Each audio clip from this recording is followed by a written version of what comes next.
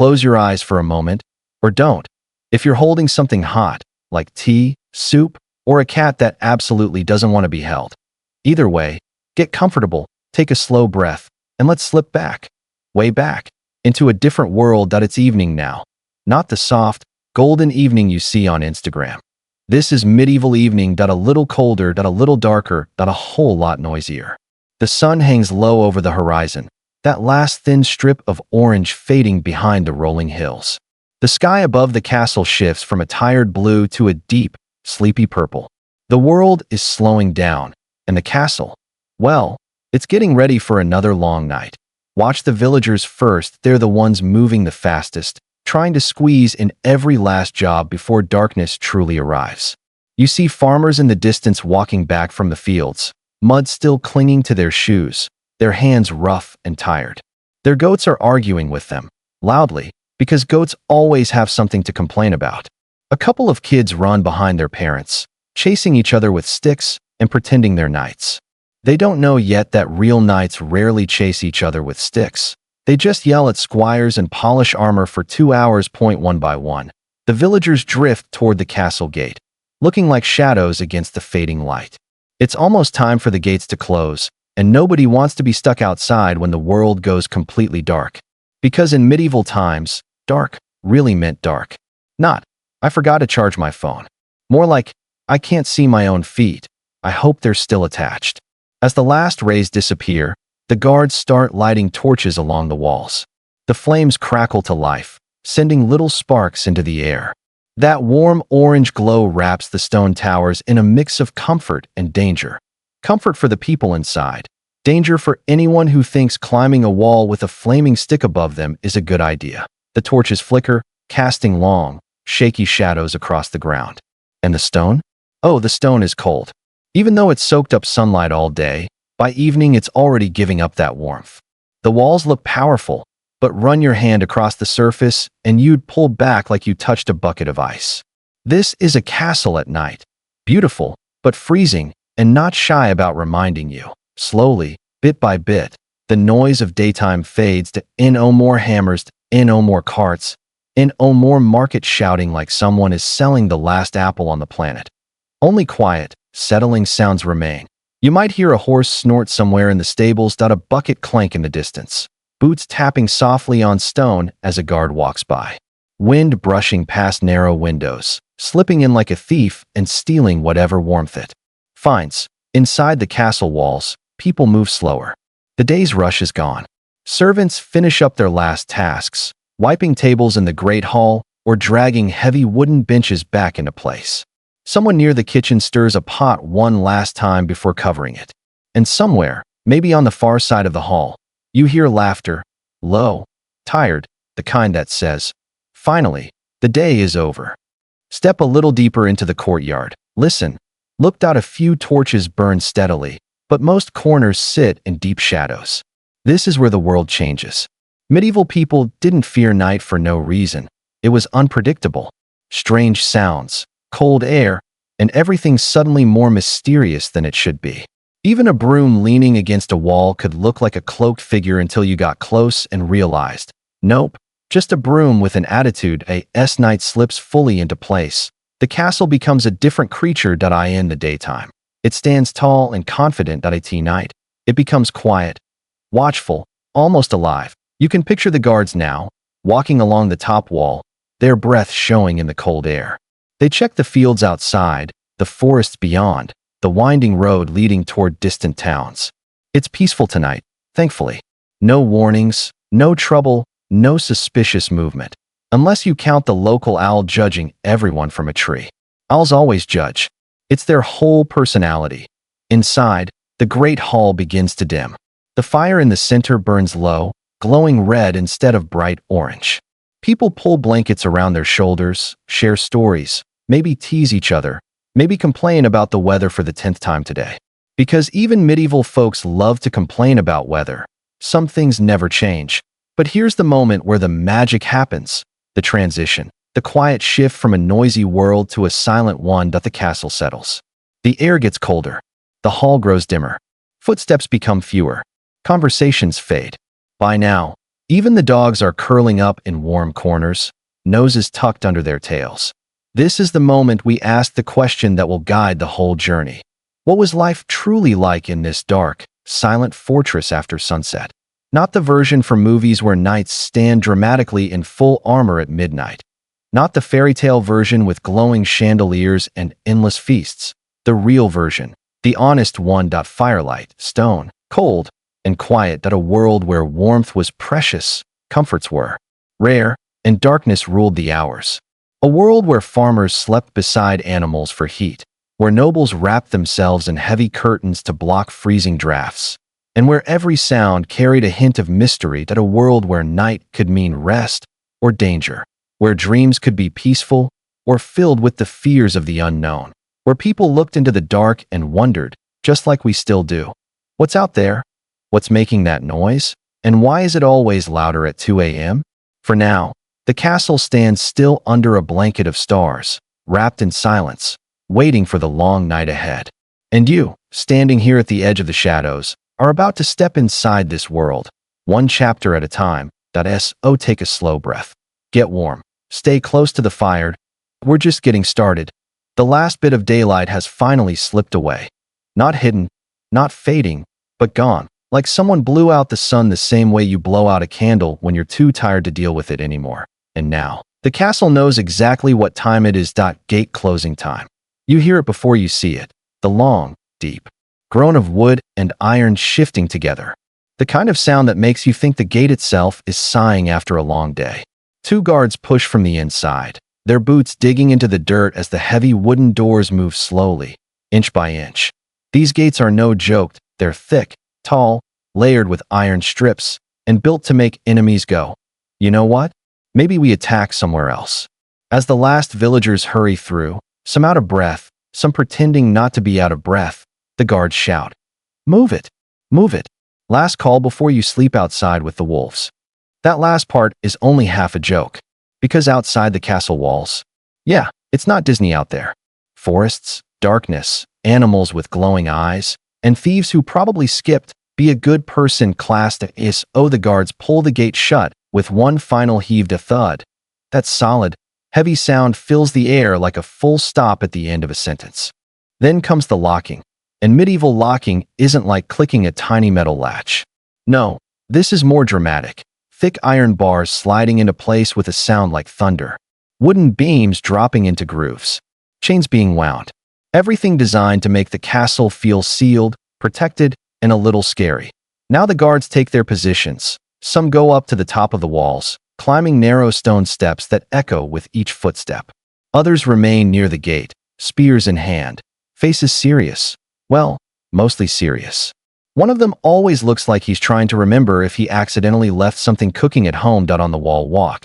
The wind hits immediately. Cold, sharp, unfriendly. It pushes against their cloaks like it's trying to turn them into medieval kites. Torches line the walkway, but the flames wiggle wildly, trying their best not to go out. The castle at night is always colder than the world outside. Blame the stone. Stone is beautiful, yes, but it's also like sleeping inside a giant refrigerator. The guards pull their cloaks tighter and settle in for the long night. This is where things get interesting, because guarding at night is not about action, it's about waiting. Waiting, listening, staying awake even though your bed is calling your name like a jealous lover. Picture a guard on the eastern wall. He stands still, eyes scanning the darkness. He sees open fields, shadows stretching long over the grass. Nothing moves, except maybe something that might be a bush. Or a person. Or a bush pretending to be a person.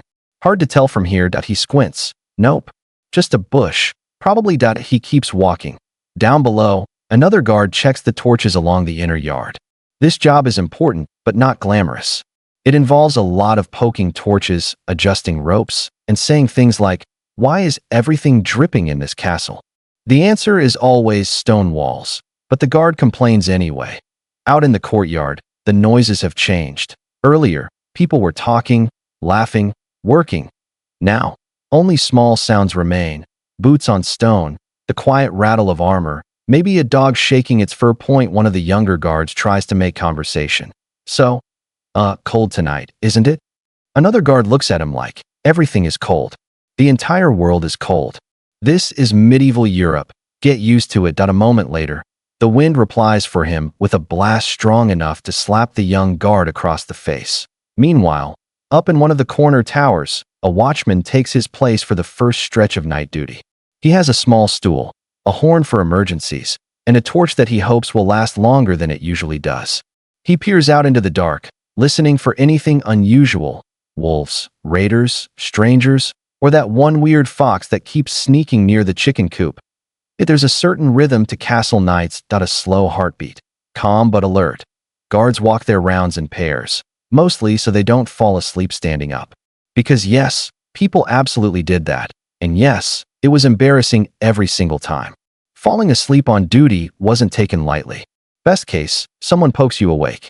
Worst case, you wake up and the person poking you is the lord of the castle. And he's not smiling. One guard stops near the edge of the wall and looks up. The stars are bright, much brighter than today's sky ever lets us see. The moon hangs wide and watchful. It lights the world in a pale glow, making everything look slightly magical, slightly dangerous. He shifts, tapping his spear against the stone. What is he listening for? Anything. Everything. A snapped twig. A distant howl. A soft set of footsteps that shouldn't be there. And honestly, most nights, nothing happens. Just the wind, the cold, and a constant game of stay awake or freeze. Still, there's pressure in the air, because the castle's safety rests on the shoulders of these men. While the rest of the world sleeps, snoring, drooling, dreaming, these guards must remain alert. Let's move inside for a moment. Behind the gate, 2 more guards sit on wooden benches, warming their hands at a smaller fire pit. The flames dance, giving them a little comfort. They speak quietly, voices low, like the night itself is listening. One tells a funny story about a squire who tried to polish armor so shiny he blinded himself with the reflection. The other laughs but keeps glancing at the gate, making sure everything is secure. Even deep inside, you can feel the mood. Night has rules. It slows movement, softens voices, and makes every sound feel slightly more important. Now listen. Somewhere far in the darkness beyond the walls, something moves. A faint sound. A crack. A rustle. One guard on the top walkway freezes. Was it nothing? An animal? A person? He leans forward, heart beating a little faster. His torchlight doesn't reach that far. The shadows don't give answers. They almost feel like they're watching him back. He takes a breath, waits, listens again. Nothing. Just the night playing tricks. It happens a lot. He resumes his walk, shaking his head like, I'm not scared, okay? I'm just analyzing the situation. That's the truth of guarding at night. Half of it is real danger. Half of it is the imagination doing acrobatics. Still, the guards stay ready, spears upright, eyes sharp, feet freezing. Slowly, the first few hours of the night pass. The castle becomes quieter and quieter. The torches burn steadily. The gates remain locked, strong as ever. The guards move like silent shadows on stone, watching over everyone who sleeps inside and everyone who might be watching from the outside. The night belongs to the darkness, but the castle belongs to them. Step inside the castle with me now, and don't trip on the threshold. It's uneven, and if you fall, I will absolutely pretend I didn't see it. The Great Hall is the heart of the castle. During the day, it's loud, busy, full of life, like a medieval version of a food court mixed with a town hall mixed with the world's most echo-heavy dining room. But right now, the evening meal has just ended, and the whole place is shifting into a slower, softer mood. The first thing you notice is the smell. A mix of roasted meat, warm bread, spilled ale, and smoke from the giant hearth. It's messy, sure, but kind of cozy. The kind of smell that says, a lot of people ate here. A lot of people survived another day. Long wooden tables stretch across the hall, crowded with wooden bowls, trenchers, and a surprising number of chicken bones. Some from dinner, some probably from yesterday, because people weren't exactly neat back then. A servant walks by holding a tray stacked with dirty dishes, trying not to drop anything. The tray wobbles. The servant wobbles. Your anxiety wobbles with them. But somehow, everything stays balanced. Around the room, conversation lingers in the air like warm smoke. People whisper, laugh softly, finish their drinks. After a long day of work, fighting, planning, and pretending to understand the Lord's decisions, they're finally relaxing. The fire at the center of the hall crackles gently, glowing red-orange. It's no longer the powerful blaze they used for cooking earlier. Now it's all embers and soft flames. Like the fire itself is tired and stretching before bed, servants begin the nightly cleanup. Point one is sweeping crumbs off the table with a bundle of twigs tied together. Another is dragging benches back into place, grunting under the weight that a couple of younger helpers rush around collecting leftover bread because, well, bread was life. If they dropped a loaf on the floor, they'd probably still blow on it and eat it. In the corner, two older servants argue over whether a wooden mug belongs in the storage room or near the kitchen. Neither of them is correct, but arguing is tradition, so they continue. As the hall empties out, the sound level drops even more. Footsteps echo gently across the stone floor. You can hear every clink, every breath, every crackle from the fire. The great hall feels bigger when it's quiet, like the walls pull back and the air settles. Back in the day, the great hall wasn't just for eating. It was the castle's living room, bedroom, meeting room, and sometimes the emergency room if somebody swung a sword too enthusiastically.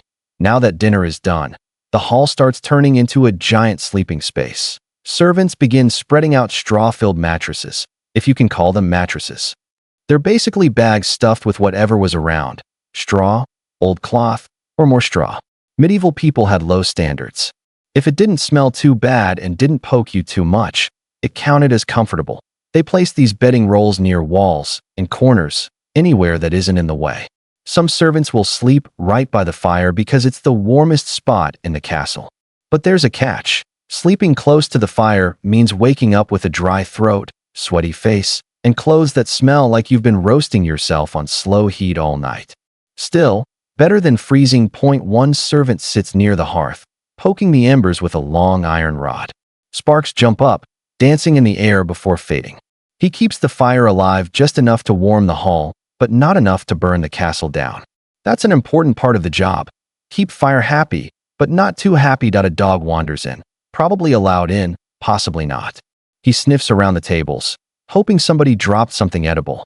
He finds a bone, grabs it, and trots off proudly like he just solved an international crisis. Across the hall, a group of tired workers sit together for a final chat before bed. Their voices are soft and warm. How many barrels did you move today? Too many. Same. My arms feel like they're made of noodles. Noodles don't exist yet. Still noodles. The laughter is low but comforting. Medieval nights were serious, yes, but not silent in a sad way. People found little moments to relax, to joke, to forget the long winter or the harsh work ahead. On the raised platform, the high table where the lord and noble family ate, the cleanup is slower and more careful. Servants wipe wine spills, fold cloths, and carry off dishes made of pewter or wood. The lord's big chair sits empty now, tall and carved, watching over the hall like a sleepy guardian. Above, on the wooden balcony called the minstrel's gallery, it's quiet. No music, no singing. The musicians have gone to their beds, or maybe to the kitchen to bother someone for leftover stew. Step closer to the fire for a moment. Listen, the hall is settling. The warmth from the hearth spreads outward in slow, lazy waves. The shadows dance gently on the walls. You can almost feel the day lifting off everyone's shoulders. When the doors close for the night, the sound echoes through the hall. Deep, hollow, final. It seals in the warmth, the people, the stories. Outside may be dangerous, cold, and dark, but inside this hall, you can sense a strange peace. Few servants finish their tasks, yawning as they stretch. One rubs his eyes. Another grabs a wooden cup of leftover broth and drinks it like it's the greatest luxury on earth. Honestly, maybe it is. As the last of the cleaning ends, the great hall grows even quieter. Only a handful of people remain awake. Someone sits by the fire sewing a tear in their sleeve. Another gently sharpens a knife, not in a scary way, just in a "the kitchen needs this tomorrow" way. The fire glows softer. The air cools down. The stone walls breathe out the last of their warmth. Soon, this whole hall will be full of sleeping bodies, wrapped in blankets, curled up on straw, sharing the same heavy air, the same long night. The place that was loud with eating and talking just an hour ago will become a room of soft snores, shifting blankets, and maybe someone whispering, "Move over, you're hogging the straw." This hall has seen battles, feasts, arguments, celebrations, and now, another quiet night. So take one more slow step back. Feel the air. Hear the quiet. Watch the fire settle down into a gentle, glowing heart. The great hall has ended its day, and the castle night has only just begun. That if you've ever imagined a medieval castle at night as a peaceful place, let me gently, but politely correct that image. Because the great hall, the giant, echoing heart of the castle, did not care that people were trying to sleep. And honestly, it had the energy of a village bazaar mixed with a sleepover mixed with a thunderstorm of footsteps. But don't worry, we're walking in quietly. Or at least trying to. The torches along the walls flicker like they're telling secrets. Their warm glow stretches across long wooden tables, tapestries, and polished shields that still smell faintly of smoke and sweat from the day. The stone floor, cold and uneven, sends a reminder to your toes that this place was never designed for comfort. Only survival. As we step inside the great hall, you can feel it. The day's chaos is cooled, but a new kind of life begins. The hall settles down. Sort of now, by this hour, the hall isn't exactly empty. It's more like a room full of people pretending they're ready for bed, even though none of them are actually settling down. A few servants are still sweeping up crumbs from the evening meal, because medieval folks love their food and their table manners. Well, let's just say their dogs probably cleaned the floor better than they did.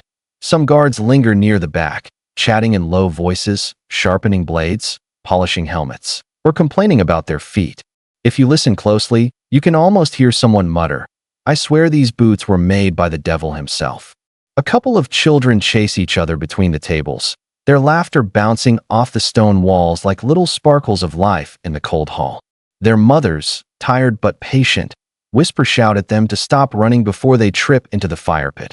Meanwhile, higher-ranking members of the household, the ones with slightly better beds and definitely better rugs, sit near the fire discussing local gossip. And trust me, medieval gossip had range. Rival lords, grain shortages, who stole whose chickens, which knight fell off his horse again. The great hall had no chill. The fire, the real master of the room. At the center of the hall sits the real king of the night. The hearth fired at it crackles with a steady, friendly rhythm, like it's trying to hypnotize anyone who stares too long. Sparks float upward, dancing into the air before disappearing into the chimney. If there was a chimney. Some halls had them, some didn't. And if they didn't, well, the smoke just lived rent-free under the ceiling, and everyone tried not to think about how much of it they were breathing in. But the fire wasn't just there for warmth. It was life. You could cook on it, gather around it, dry your clothes, warm your hands, heat water, scare away the darkness, and roast about 30 different things, including gossip. You can feel your face warm as we step closer, but your back stays cold. That's the Great Hall experience. One side is summer, the other is January. Food, drink, and the last comfort of the day. Even though the main meal is long over, there will always be somebody grabbing just one more thing to eat. A piece of bread, a bit of cheese, a leftover turnip, a suspicious stew that looks like it's been reheated 12 times. Someone in the back pours ale into a wooden cup, the sound soothing and soft. Ale wasn't for partying, not at this hour anyway. It was safer than water and warmed your chest on cold nights. Meanwhile, the kitchen staff move like shadows in and out of the room, carrying pots, checking embers, arguing over who forgot to clean a ladle. Their steps become part of the hall's nighttime rhythm. Slowly, the noise lowers. People's voices soften. The atmosphere shifts from busy to tired. The great hall is beginning to breathe like a creature settling down for the night. Sleeping arrangements or survival mode. Now, here's where things get real. The great hall wasn't just a dining room. It was a bedroom. Yes, a giant, echoing, not-so-private bedroom shared with dozens of people that you'd see. Servants laying out straw mattresses, guards throwing cloaks on the floor, and calling it a bed, children wrapping themselves in thick blankets, dogs curling up near warm stones, a cat jumping on some poor guy's chest because there were no assigned places. It's a sleep where there's space policy. And if your spot happened to be next to the loud snorer of the century, well, that was just your destiny tonight. People settled in with the everyday items they used as pillows, bundles of clothes, sacks of grain, rolled up cloaks, or sometimes just their arm. But even though it was crowded, The Great Hall was one of the warmest places to sleep in the entire castle. The fire, the giant, glowing heart of the room, kept the cold at bay. You may not get the best sleep, but at least you didn't freeze to death. That counts as luxury here. Sounds of the night as torches fade and voices quiet. The Great Hall slowly transforms. The broom falls silent. The dogs stop barking. The children stop giggling. The guards stop talking about their foot pain. The hall grows calm, but not actually quiet. You'll hear the crackle of the fire, someone coughing, someone snoring, someone whispering a prayer, someone complaining that the floor is too hard, someone whispering, "Move over," a guard's armor clinking as he shifts, the wind outside pushing against the walls. These sounds blend together, creating a strange kind of comfort. The sound of many lives sharing one space, safe behind thick stone walls. The hall becomes a fortress of dreams as the last torch burns low. The Great Hall slips into its slow heartbeat. You can almost imagine floating above the sleeping people, servants, guards, children, cooks, officials, all wrapped in blankets, sharing warmth, sharing the night. For all its noise and smoke and drafts, the hall becomes a cocoon. The fire glows dim, the shadows stretch long, the stone walls hold in what little warmth remains, and gradually, the Great Hall becomes the safest room in the castle. A place where the night feels less threatening, where the cold outside can't reach you, where dreams finally soften the harshness of the day. And there, in the glow of embers and the hush of sleep, the castle finally exhales. Night has settled, and so have its people. If you've ever sat in a room where the cold slowly creeps into your bones, congratulations. You already understand castle life at night. Because medieval castles were not built to keep people warm. They were built to keep people alive. Warmth was, well, optional. A luxury.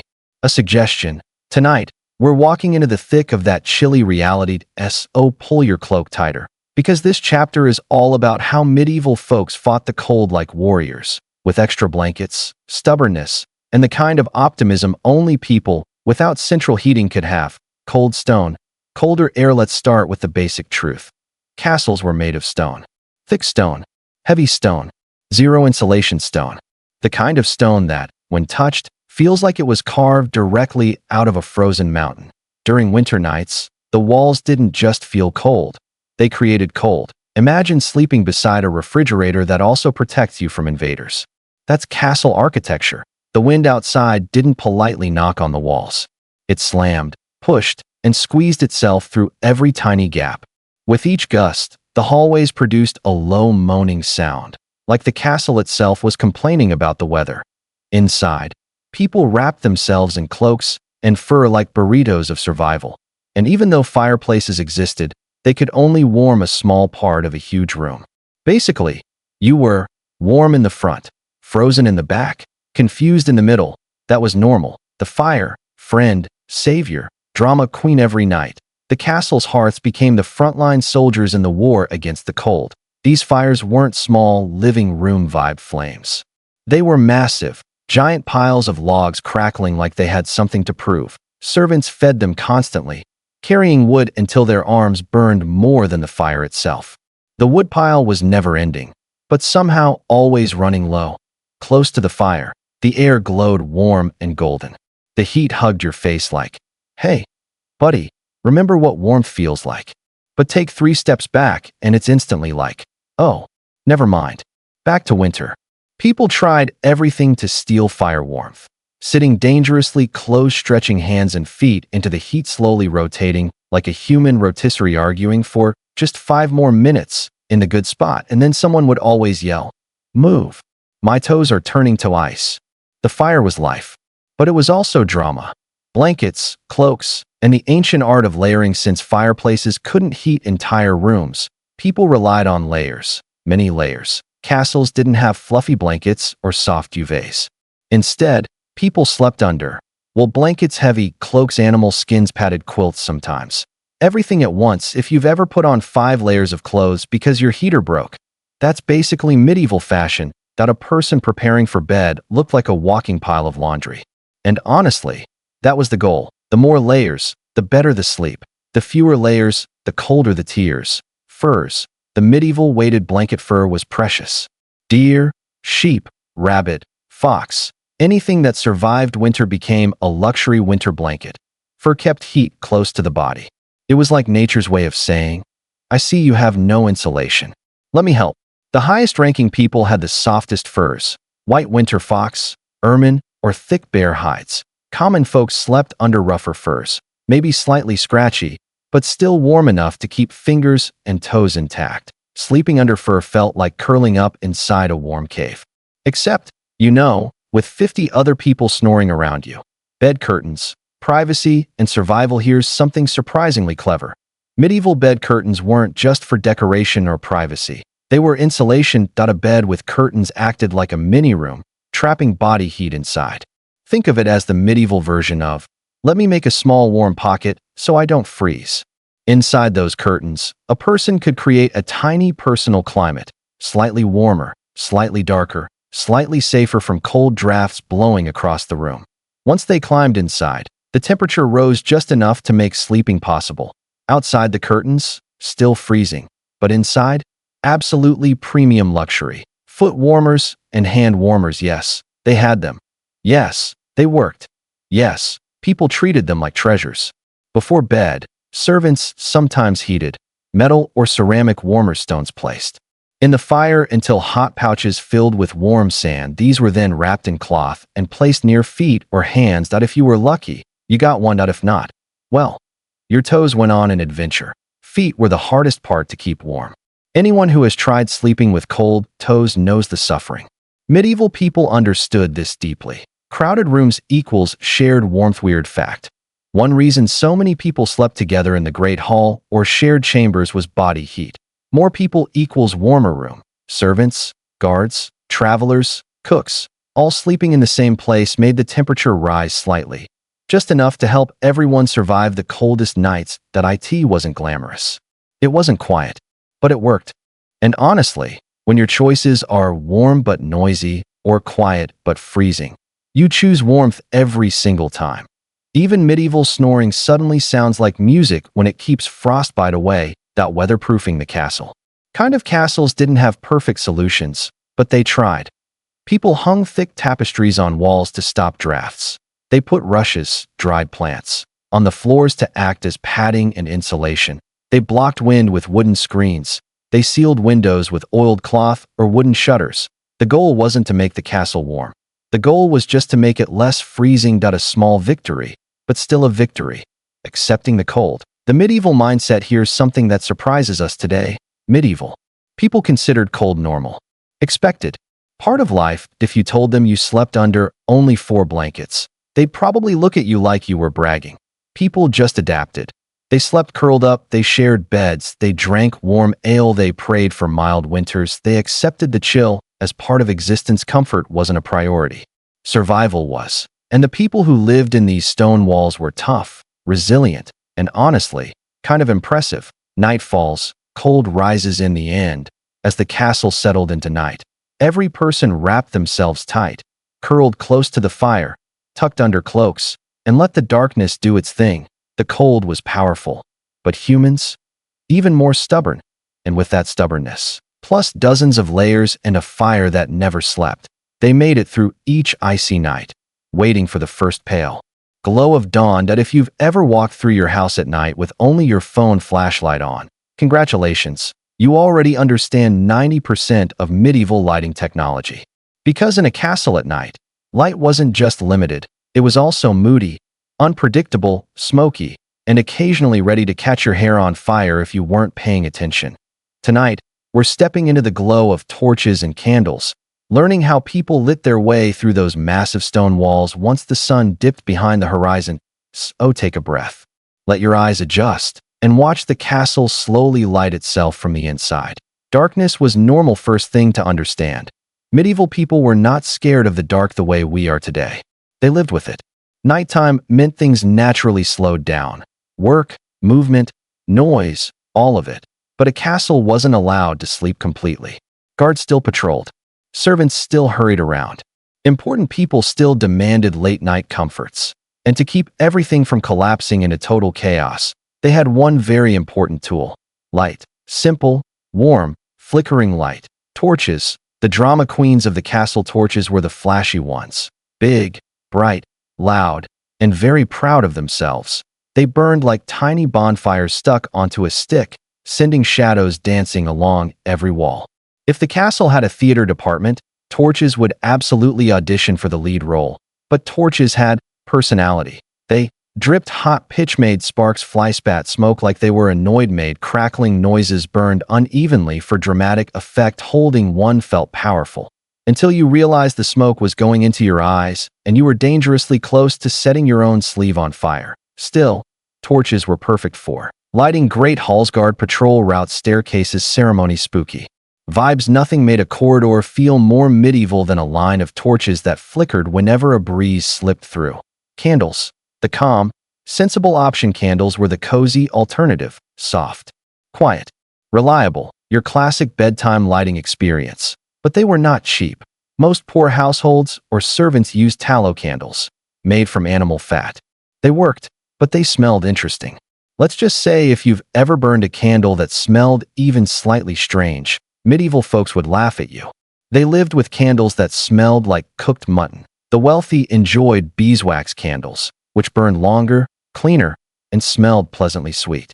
Royals or church officials loved these so much they guarded them like treasure. One beeswax candle could light a noble's room like a tiny star. That a tallow candle could light a servant's room like a potato on fire. But hey, light is light.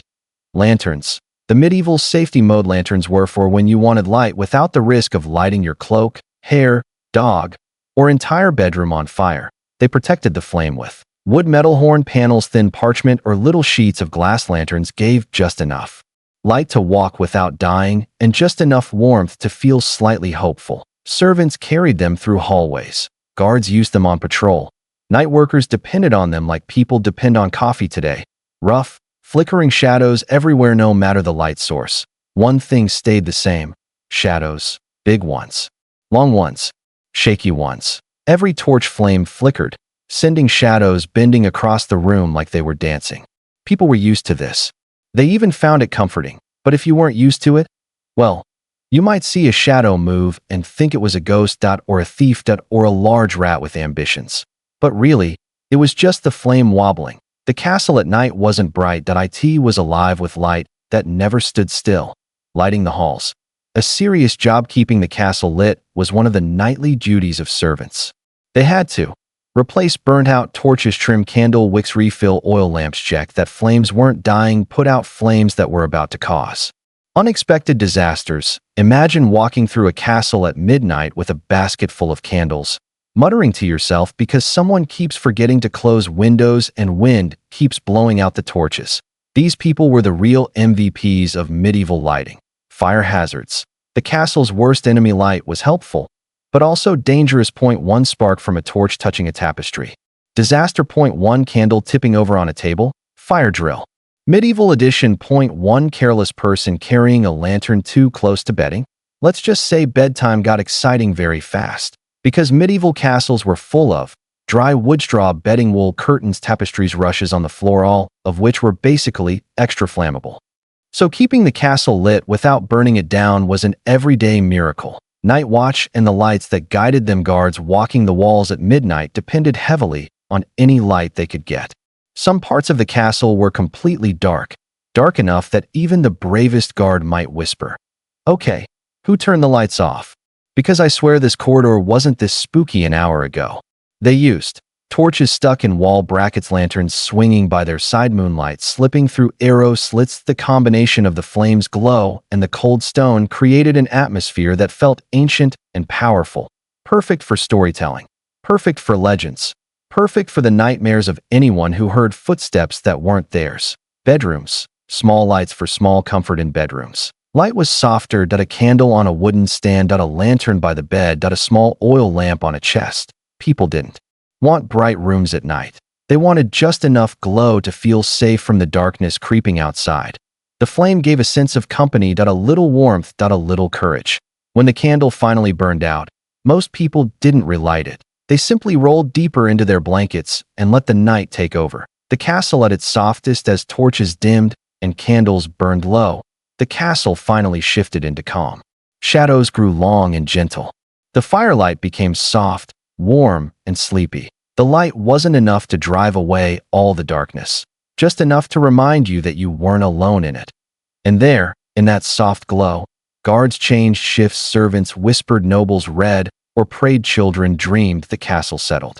And the night wrapped itself around the whole fortress like a quiet blanket. In the dim glow of torches and candles, a medieval castle wasn't scary. It was ancient, peaceful, alive, waiting for the dawn.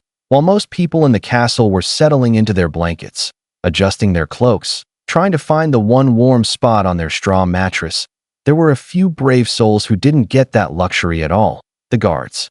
These were the folks whose night didn't begin with rest, it began with responsibility, cold air, heavy armor, and the constant fear of stepping on something sharp in the dark.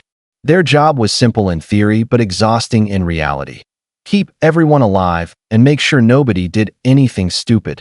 Tonight, we're walking beside them on their patrol, the quiet, tense heartbeat of the castle after the world goes dark. The night shift begins as the great hall dims and the last torches are checked. The guards gather in a small room near the courtyard. Their gear clinks softly, like sleepy metal trying to wake up. Some guards stretch, some complain about how cold it already is, some quietly pray for a peaceful night. And at least one is thinking, why did I agree to night duty again? The captain walks in, gives a short nod, and the shift begins. No dramatic speech, no big pep talk. Just a nod, because everyone already knows the drill. The night outside the castle gates does not care if they're tired. Armor at night. A love-hate relationship. Guards wore different amounts of armor depending on weather, rank, and how likely an attack was. Full armor? No thanks. That's basically sleeping in a metal coffin. Most guards wore a padded gambeson, a leather jerkin, maybe a helmet, depending on danger, a sword or spear, and a lantern. If they were lucky, armor at night was tricky. Too light, and you were vulnerable. Too heavy, and you froze because sweat turned to ice. Medieval life was basically, do you want to be cold or uncomfortable? Choose one. Walking the walls. The chilly patrol. Now picture this. You step outside into the night. It hits you instantly. Cold, sharp, unkind. Your breath turns white, drifting away like tiny ghosts. The guards walk the outer walls, boots thudding softly on stone. Their lanterns swing gently, throwing a warm circle of light around their feet. Beyond that small bubble of brightness, pure blackness. Below the walls stretches the countryside, fields, forests, far-off hills. During the day, it looked peaceful. At night, it looked like an endless mouth ready to swallow anything. The guard's job was to stare into that darkness and make sure nothing was moving. Fun, right? Sounds of the night. The good, the bad, and the mysterious. The quiet night wasn't actually quiet. It was full of small noises, ones the guards knew well. The wind pushing against the battlements, the creak of wooden beams, the rustle of leaves, the hoot of an owl, the distant cry of some animal that definitely sounded too big. Most noises were harmless, but every now and then, a guard would freeze, lantern raised, convinced they heard footsteps, or whispering, or something large moving in the trees. Was it an enemy scout? A thief? A wild animal? A hungry goat? Usually, it was a goat. But fear didn't care. It still made their hearts beat a little faster. Checking the gates were the most important part of the patrol.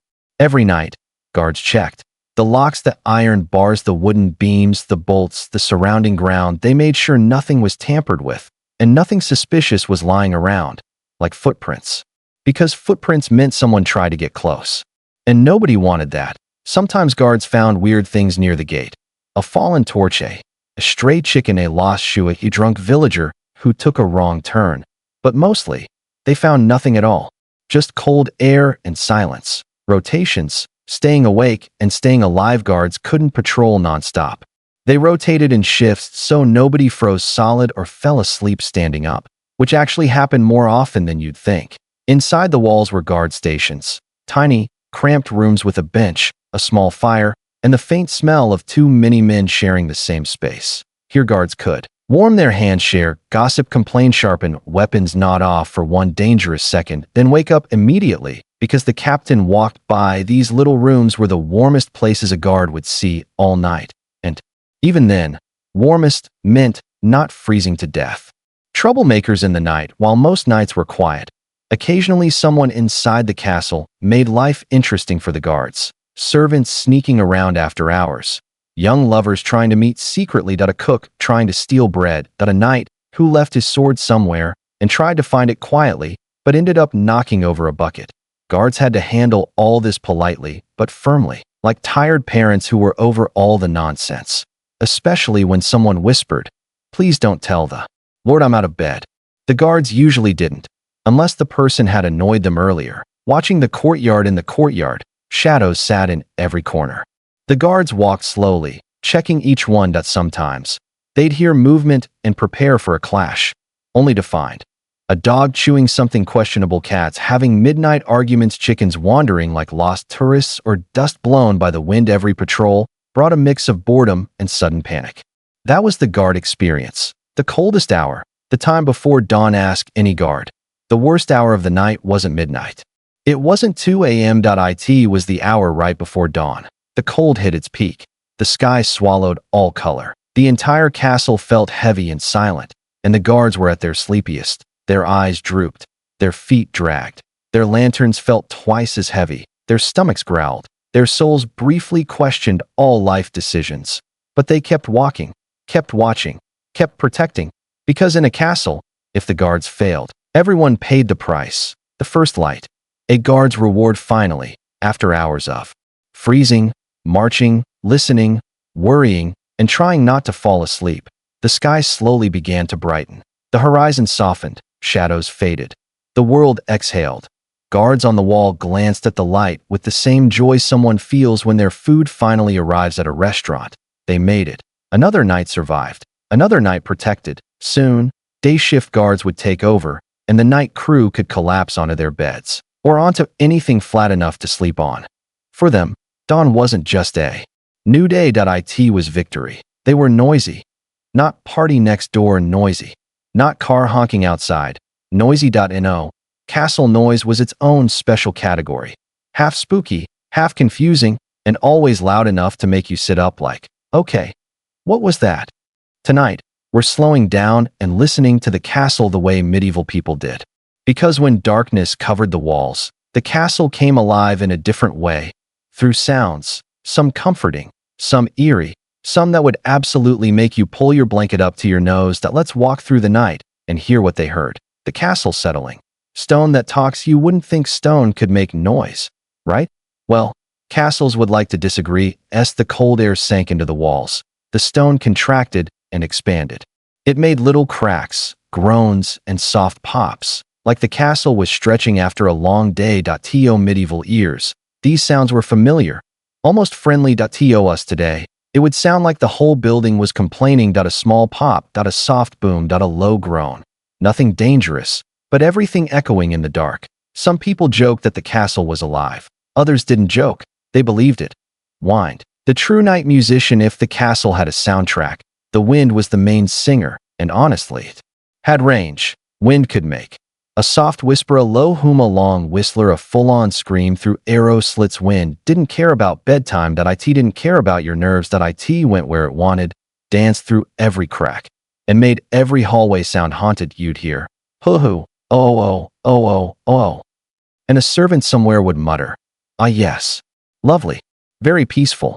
Rats, the true owners of the night. No bedtime documentary is complete without acknowledging the real rulers of medieval buildings. Rats. They scurried across the floors, through the walls, across beams, under doors, basically anywhere their tiny bodies fit.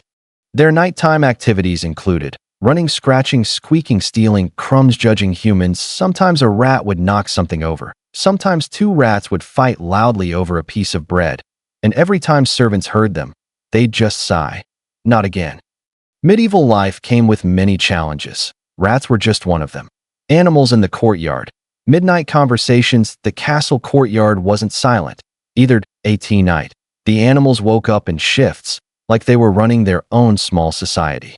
You might hear a horse snorting, a dog barking at absolutely nothing, chickens having a discussion very loudly, goats screaming like they owed someone money, cats fighting over imaginary territory. Every sound echoed through the stone courtyard, bouncing around like it was amplified. A single chicken cluck could sound like a dramatic warning. A dog scratching itself could echo like a thunderstorm. Castles had personality, and that personality was noisy. Footsteps. The most mysterious sound of all. Nothing hit the nerves like footsteps, because in a long stone hallway, footsteps didn't sound small. They sounded like someone, or something, was coming closer. Guards walking their rounds. Probably a servant checking fires. Also possible. A noble sneaking for a private snack. Definitely possible. A ghost.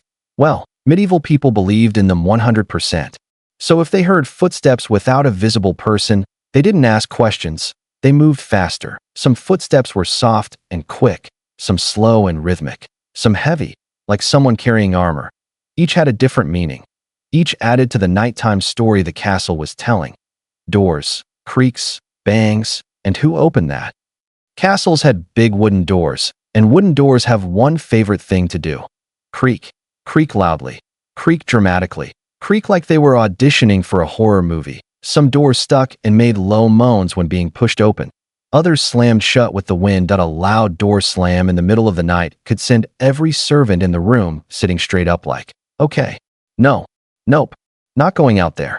Water drops. The slow, annoying echo. Old buildings have leaks. Castles had many. Somewhere in a corner, a single drop of water might fall every few seconds. Plip, plop, plip, plop. At first, it's easy to ignore. Then it becomes impossible to unhear. People joke that the drip was a tiny reminder that the castle was not perfect. Or that the roof needed fixing. Or that God was testing their patience. Either way, the drip echoed like a tiny clock marking the time to dawn.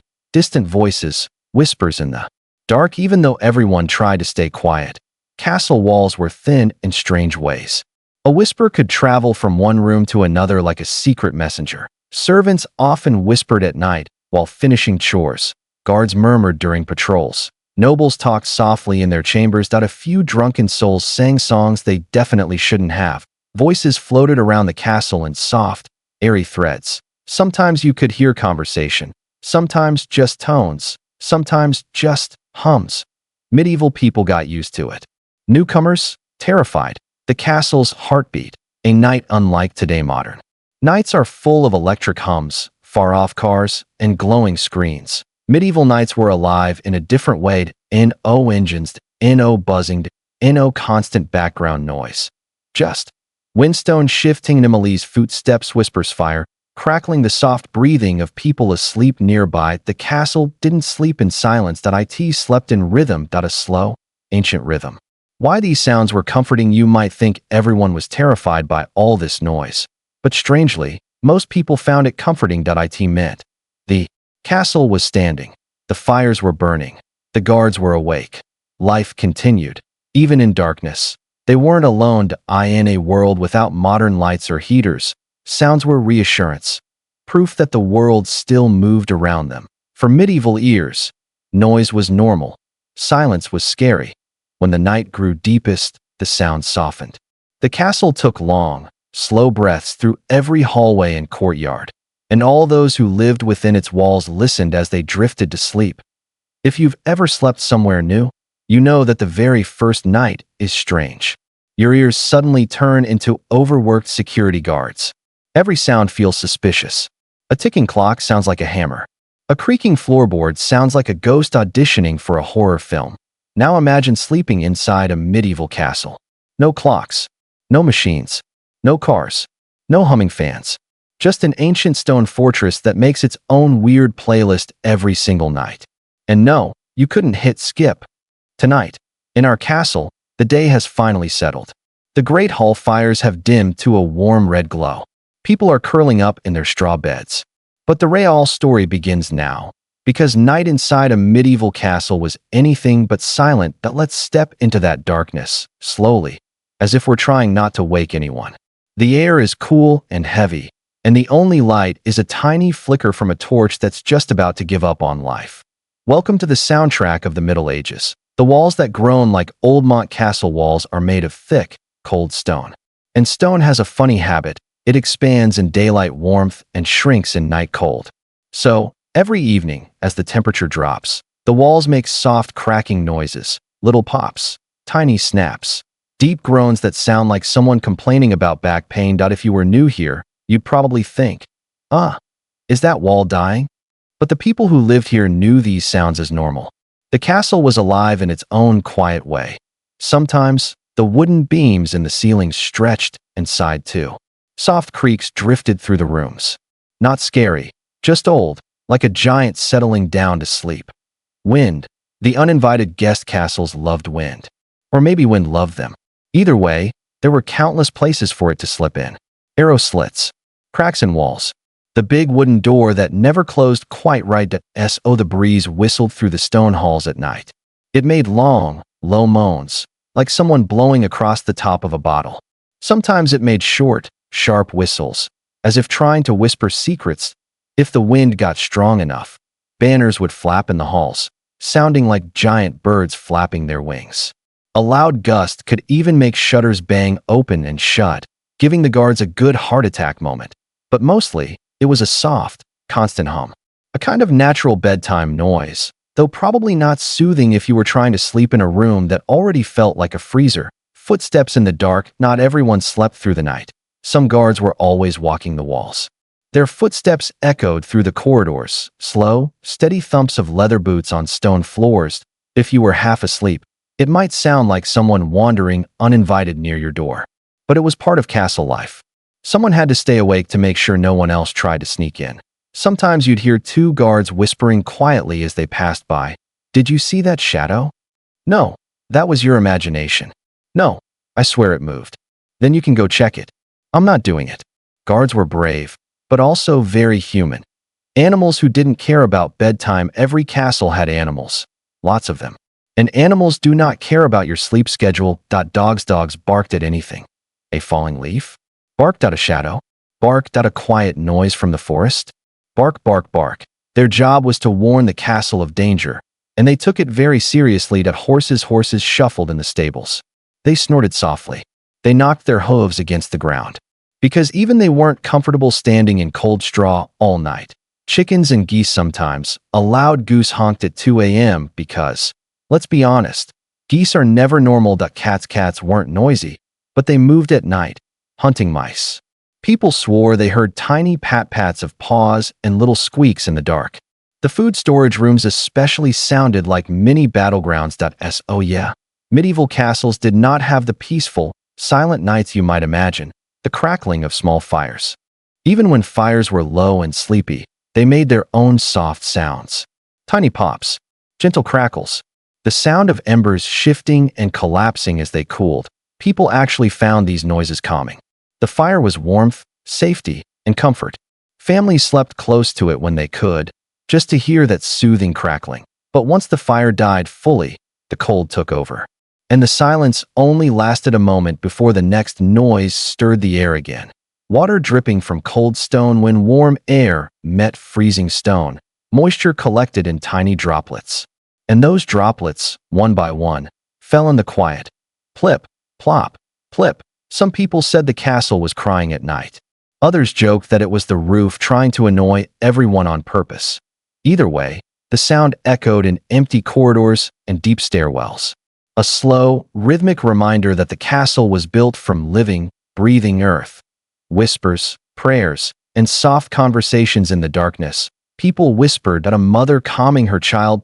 Two servants gossiping before falling asleep. A guard praying quietly during a lonely shift. A noble asking a squire to check if the door was locked. Again, these soft voices drifted through thin wooden walls and open corridors. Sometimes they turned into gentle murmurs, blending into the nighttime air like soft music. For people back then, hearing others nearby was comforting.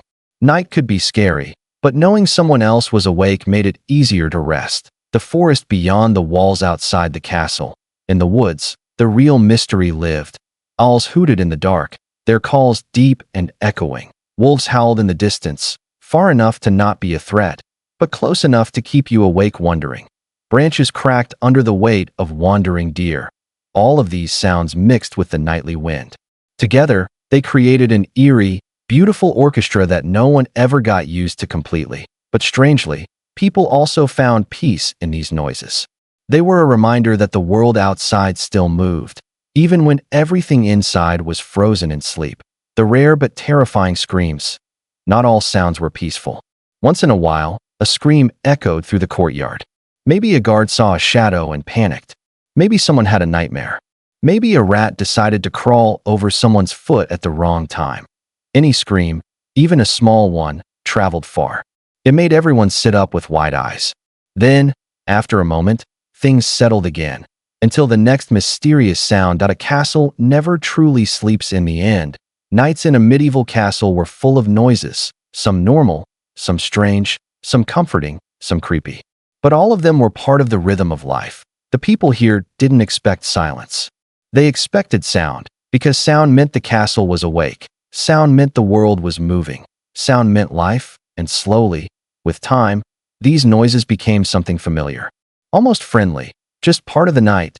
If there was one group of people in the castle who truly earned the title Night Owls, it was the guards. While everyone else tried to stay warm in their straw beds, these brave, or unlucky, souls were the ones walking around in the cold, watching for danger, and trying very hard not to fall asleep standing up. That let's step into their world. The world of torches, shivering hands, heavy boots, and very questionable bravery. The start of the night watches. The last bits of daylight disappeared behind the castle walls. The guards gathered in the courtyard. Their breath puffed in little clouds.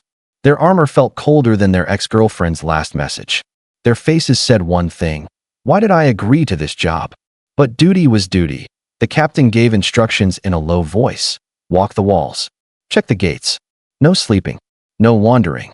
No flirting with the kitchen maid on night shift. A couple of guards looked down quietly at that last rule. Then, with a final nod, the night watch began. Walking the battlements, the top of the castle walls, were the coldest place in the entire fortress. The wind never missed a chance to slap the guards in the face. Sometimes the breeze felt like it was whispering rude comments. Every few minutes, a guard walked past a torch planted into the wall. The flame flickered wildly, like it was also struggling to survive. Torches didn't light much, though. They gave off just enough glow to make you think, that's either a shadow or something that wants to eat me. The guards' boots echoed softly as they paced. Clunk, clunk, clunk, a slow rhythm that stretched through the night. And yes, the guards tried to act tough, but when the wind howled suddenly, you could almost hear them mutter, "Okay, please be just the wind. Please be just the wind," trying not to fall asleep, failing sometimes. Walking for hours in cold darkness is not easy. And let's be honest, humans do not naturally stay awake at 3 a.m. sometimes. A guard would pause for a tiny stretch break, lean on a wall, and suddenly jerk awake like, I was not sleeping. I was praying. The captain knew. Everyone knew. But as long as the guard didn't fall off the wall or set the torch on fire, they let it slide. Some guards tried tricks. Pinching their arms, counting numbers, talking to themselves, walking faster, walking slower, eating cold bread they hid in their pockets. One guard even claimed singing kept him awake. It probably did, but it kept everyone else awake too. The sounds they feared, even if they pretended not to. A guard walking alone in silence has one enemy: imagination. Every little sound suddenly becomes suspicious. Rustling leaves, what was that? A thief? A monster? Nope, just leaves. An owl hooting, it's just a bird, a very confident, very loud bird. A twig snapping in the forest. Heart rate increases dramatically. A loose stone shifting under their own boot. Oh, that was me. Okay, cool. I'm fine. Some guards joked that night watch wasn't dangerous because of enemies. It was dangerous because of their own thoughts. Checking the gatehouse. The gatehouse was where two guards usually stayed together. This was the less lonely part of the job. They sat near a low fire, rubbing their hands for warmth and trying to keep themselves awake with quiet conversation. Most talks went something like, "You think anyone is actually stupid enough to attack tonight?" "Nope." "You think it'll get colder?" "Yes." "You think we'll get extra food in the morning?" "No chance." Sometimes, when everything outside went still, they both leaned closer to the tiny window slit to inspect the darkness.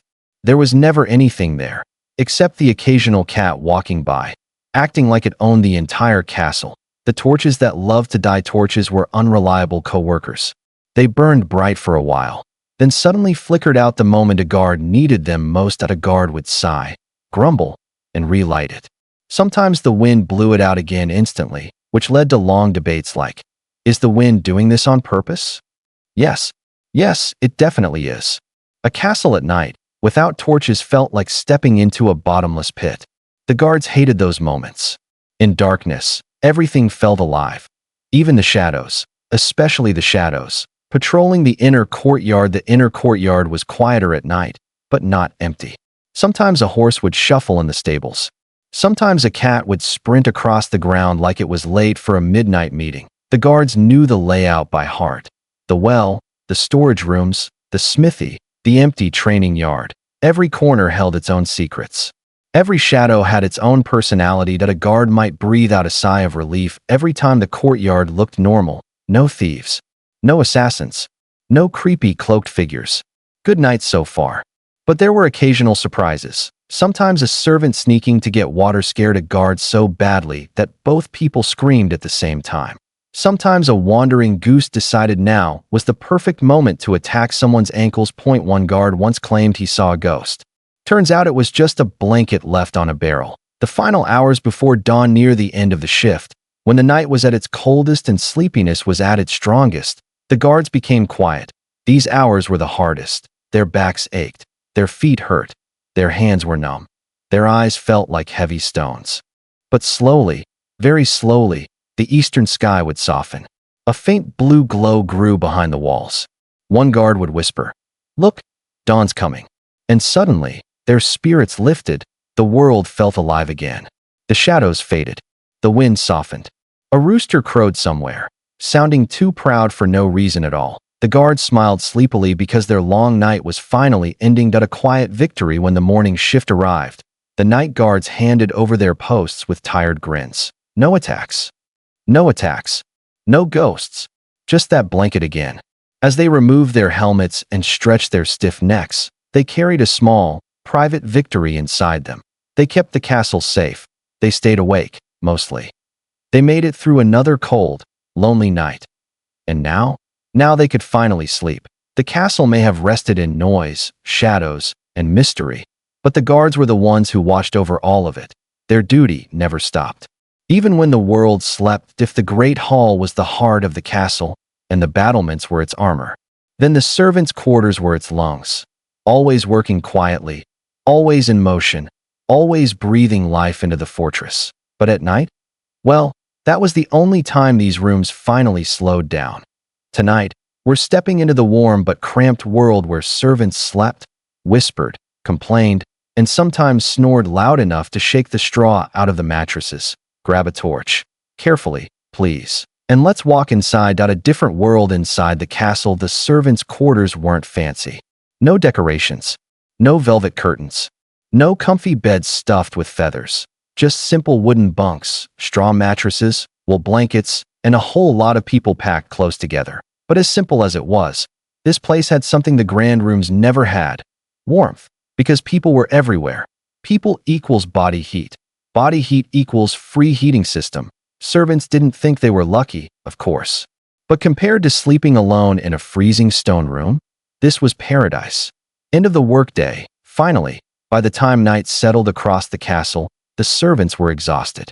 They'd cooked giant meals, scrubbed endless floors, carried heavy buckets, cleaned rooms that somehow got dirty again. 20 minutes later, helped nobles dress, undress, and then dress again because someone didn't like the color of their sleeves. So when they reached their quarters, they collapsed like tired puppies. But even though their work was done, their day wasn't over. Servants talked a lot. This was their moment to breathe, to laugh, to gossip. One whispered, "You won't believe what the nobles said today." Another replied, "I don't care. My feet are about to fall off." Someone else muttered, "If anyone wakes me up early tomorrow, I'm haunting this castle as a ghost." The sounds of the quarters. Every room in the castle had its own noises, and the servants' quarters were no different. If you stood quietly, you'd hear the rustle of straw as people shifted in bed, soft snoring, some cute, some aggressive, deep breathing, steady and slow. A muffled laugh from someone telling a whispered joke. A baby fussing if a servant had a child. The creak of wooden beds, some older than the servants themselves. These sounds blended together, creating a gentle hum. It wasn't silent. It wasn't peaceful, but it felt human, warm, familiar, lively. If the great hall sounded like a grand echo chamber, the servants' quarters sounded like a giant family trying to sleep in the same room. The smell. Well, it was a smell, let's be honest. It didn't smell amazing in here. A mix of sweat, smoke, wet, Woolonian leather, tired feet, and whatever the cook dropped on someone earlier, but the servants didn't mind. This was their space, their little corner of the castle. Smelly or not, it was home. And besides, after working all day next to boiling pots and sweaty soldiers, this was honestly an upgrade. Late-night conversations, some servants whispered quietly. Even after the candles went out, a young kitchen helper whispered, "Do you think the castle ghosts are real?" A stable boy replied, "Yes, and they probably smell better than this room." Others discussed dreams, fears, hopes, simple things. "I want to save enough to buy a little shop someday. I want a day off. Just one. I want a blanket that doesn't itch like 1,000 tiny needles." Their voices were soft, gentle, weaving through the darkness like threads holding the room together, preparing for tomorrow. Even at night, servants thought about the next day. They had to. Their jobs depended on planning ahead. Before sleeping, some checked their tools. A cook sharpened a small knife. A cleaner shook the dust off a broom. A tailor folded scraps of fabric. A stable hand set aside rope and brushes. They weren't supposed to bring work into the quarters, but if they didn't prepare now, tomorrow morning would be chaos. A few servants even practiced tasks quietly, tying knots, folding cloth, preparing herbs, like students doing homework before class. The unexpected night tasks, just when everyone finally started drifting off, something always happened. A pot clattered in the kitchen. Someone whispered, "Not my problem." A noble yelled from upstairs for hot wine. Someone groaned, "Why? Why do they always remember their thirst at midnight?" A guard knocked, needing help patching a torn sleeve. A tailor muttered, "Tell him to fight his enemies, not his shirt." Even at night, servants were never fully off duty. Their life was one long list of tasks, and they handled it with sleepy eyes and quiet patience. The cold that creep in, even with many people packed together, nights got cold. The stone walls trapped the chill. The floor felt like ice. Blankets were thin. Servants fought the cold like professionals, pulling blankets tight, tucking knees into chests, sleeping back-to-back, kissing jackets as pillows, stealing someone else's blanket corner. With love, mostly. They joked about waking up as frozen statues, but deep down, they were used to this cold. They lived with it every day. Friendships formed in the dark. There's something special about people who work hard together and sleep in the same crowded room. Bonds formed quietly. Trust built slowly. Someone might whisper, "You can use my blanket if you're cold." Someone else would say, "I saved a piece of bread for you." They were not wealthy. They had no fancy clothes or big rooms, but they had each other. And in this castle, that meant everything. A brief moment of peace eventually. The whispers faded. The rustling stopped. The tired bodies settled. A few candles burned low, sending tiny flickers across the ceiling. Shadows drifted softly across the walls. For a short time, just a small slice of the long night. The servants' quarters were calm, warm, human, safe. Outside, the wind moaned. The guards paced. The torches flickered. But inside this room, dozens of tired workers finally rested after a long day. This was their quiet victory. Because tomorrow, before the sun even peeks over the hills, they will rise again. They will cook, clean, carry, climb, scrub, run, lift, and work until their bodies ache. But right now, they sleep, and the castle breathes with them. If the servants' quarters were warm and crowded like a busy beehive, the noble sleeping chambers were the exact opposite, quiet, spacious, and decorated with things that screamed, "Yes, I am important, and yes, I need everyone to know it." Tonight, we step behind the heavy wooden doors that most people in the castle never entered. The nobles' rooms were polished, protected, and a little dramatic, but the people inside them? They were just humans trying to sleep through the same cold night as everyone else. Let's walk in softly. Nobles do not like being startled. A room fit for power and cold feet. Noble chambers were big, like echo when you cough big. The ceilings were high, the walls were hung with tapestries, and the furniture was carved with detailed patterns that someone spent way too much time working on. There were fancy things everywhere. Candles and metal holders, wool rugs, painted chests, polished wooden tables, cushions that looked soft but somehow felt like bricks, and in the middle of the room stood the most important piece, the bed. The giant, royal-looking bed. Tall wooden posts, thick curtains, heavy blankets, feather mattress that it looked warm and inviting. But here's the truth. No matter how fancy the room was, it was still inside a medieval castle, which means it was cold, very cold. You could sleep wrapped in the softest blankets in the world, and your toes would still quietly freeze. The ritual before sleeping nobles didn't just walk into their rooms and flop on the bed like tired potatoes. Oh no, there was a ritual. First, servants helped them remove their layers. And nobles had lots of layers: cloaks, tunics, undershirts, belts, boots, jewelry, the secret extra shirt they wore. Because the castle was cold today, by the time they were done, there was a whole mountain of clothes on a chair. Next came the warming items. A servant brought a small pot of heated stones wrapped in cloth. They slid it under the blankets to warm the bed, but honestly, it warmed one small spot, and the rest remained colder than a disappointed teacher's stare. Still, nobles liked the feeling. One might sigh. Ah yes, luxury. Meanwhile, the servant thought, "Sir, that stone is barely warm, but okay." Curtains around the bed. One of the biggest differences between a servant's bed and a noble's bed was the curtains. Thick, heavy curtains surrounded noble beds like a small tent. They weren't just for show.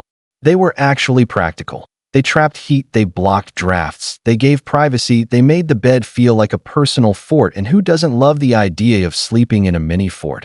Inside the curtains, everything felt darker, quieter, and a little cocoon-like. Almost cozy. Until you remembered that the room outside was still freezing. Noble night noises. You might think that nobles slept in complete silence because their rooms were far from everyone else. But no, nobles had their own soundtrack. The crackle of the small fireplace, not big enough to warm the whole room, just big enough to tease you with hope. The rustle of silk blankets. Silk is fancy, but also loud when you move in it. The occasional cough because cold air is not friendly. Soft footsteps. Servants sometimes checked on fires or brought water. The noble mumbling in their sleep, probably dreaming about taxes or something equally noble. Sometimes nobles talked in their sleep. Some whispered names.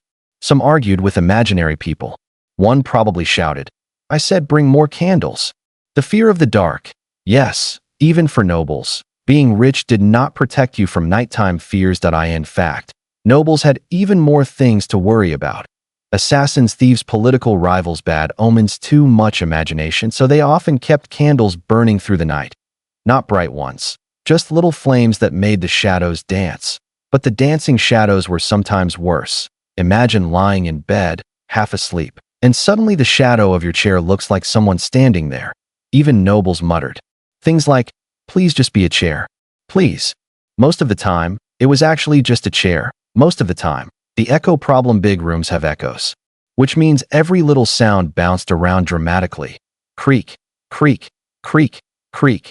Nobles sometimes sat up nervously, wrapped in blankets like scared burritos. What was that? Just your bed, my lord. Are you sure? Yes. Check anyway. Servants knew this routine well. Dreams of power, stress, and cold weather. Nobles had busy minds. Their dreams were filled with land disputes, castle problems, marriage alliances, people asking for money, swords, fancy dinners. That one noble cousin who annoyed everyone. Sometimes they woke up suddenly, heart racing, thinking an enemy army was at the gates. Sometimes the only thing waking them was the cold that they'd pull the blanket up, grumble, and curl into a warmer shape. Even powerful people can't fight winter. Servants sleeping nearby. Many nobles had one or two servants who slept just outside their door or even inside the chamber, on a small cot or rug. The job? To wake up instantly if the noble called. Imagine trying to sleep while knowing someone might shout your name at 2 a.m. because their foot was cold. These chamber servants didn't sleep deeply. Their ears were like radar. The tiniest sound made them open their eyes. The noble whispering, "Is that the wind?" Servant, already awake, already listening, already regretting their life choices. Just another night in power. Even with a fancy bed, warm blankets, soft pillows, and a private room, nobles didn't always sleep well. The castle was alive at night. It shifted. It breathed. It groaned. And nobles heard it all. But slowly, gently, they drifted off. Their breathing deepened. Their thoughts quieted.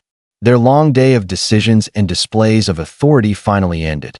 They were human, just like everyone else. And in the middle of the cold medieval night, wrapped in blankets and worries, they rested, hoping the morning would bring warmth, sunlight, and a slightly less stressful list of responsibilities. If you thought humans were the only ones trying to survive the medieval night, think again. Castles were basically small ecosystems, full of chickens, horses, cows, goats, cats, dogs, and at least one rooster who took his job way too seriously. When the sun went down, the animals didn't just switch off like silent background objects in a video game. Oh no. Animal nightlife was its own chaotic story. Let's visit the stables, the barns, and every quiet corner where feathers, fur, and hooves ruled the dark. The heart of nightlife. The stables were warmer than most parts of the castle. Why? Simple. Horses are giant, beautiful, living heaters. Step inside the stable, and you'd feel it instantly. A soft, humid warmth mixed with the smell of hay and animals. Not great, not terrible, just stable smell. At night, the horses weren't running or carrying knights.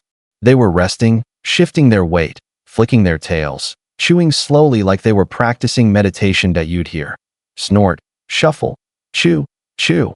Occasionally a soft huff that sounded like the medieval version of a sigh. Some horses slept standing up, which always confused new stable boys. Is it broken? No, that's just how horses vibe. Sometimes a stable cat curled up on a horse's back. Sometimes the horse didn't care. Sometimes it cared very loudly. Dogs. The patrol team castle dogs acted like night security guards who took their job very seriously. Except when they didn't. Some stayed near the gate, ears sharp, eyes watching everything. They barked at suspicious movement, not so suspicious movement, totally normal movement. The wind, nothing at all. One guard would whisper, "That's a false alarm." The dog would stare like, "No, I know what I heard." Inside the castle, a few dogs slept near the kitchens because they were best friends with the cooks. Smart dogs. They knew where the food lived. Every once in a while, you'd hear them shuffle, stretch, and sigh in that dramatic way only dogs can manage. Cats. The silent night workers' cats were the unsung heroes of medieval castles. Their job: hunt mice, protect grain, scare nobody but themselves. Cats walked the hallways like tiny nobles, tails high, paws silent. They didn't care about rank, rules, or curfew. They went wherever they wanted. And no matter how tough life was inside those walls, the chapel light reminded everyone that there were things worth waking up for. The night in a medieval castle had many sounds: footsteps, wind, fires crackling. But the chapel? That was the heartbeat. Soft, steady, quiet. A place where the night finally made sense. If the chapel was the peaceful heart of the castle at night, then the guards were the nervous system. Always awake, always alert, always trying not to fall asleep while leaning on a spear.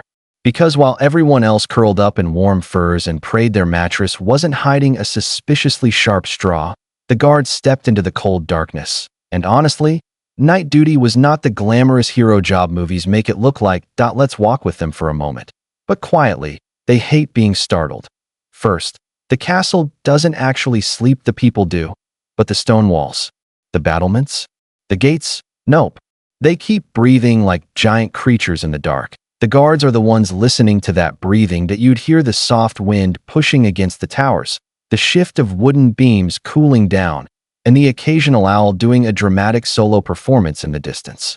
Sometimes a horse snorted in the stable so loudly that a guard might jump and whisper something like, "Why are you like this?"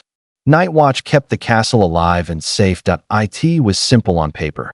Walk, listen, look, repeat.